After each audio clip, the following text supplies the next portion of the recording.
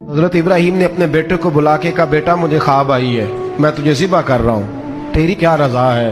تو حضرت اسماعیل کہنے لگے یا ابت افعل ما تؤمر، ابا جی اللہ جیسے حکم دیتا ہے میرے ساتھ ویسے ہی کریں۔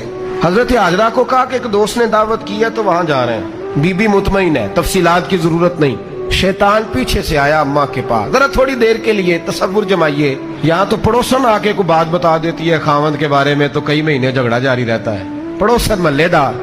شیطان نے آ کے بتایا لفظ کیا ہے؟ کہا حضرت تمہیں پتا ہے کہاں جا رہے ہیں؟ کہا دوست کی دعوت میں۔ تو کہنے لگے دوست کون ہے؟ رب کریم، اور ابراہیم کا خیال ہے کہ اس رب نے مجھے حکم دیا ہے کہ میں ذبح کروں۔ تو حضرت ہاجرہ کہنے لگی کبھی باپ بھی بیٹا ذبح کرتے ہیں؟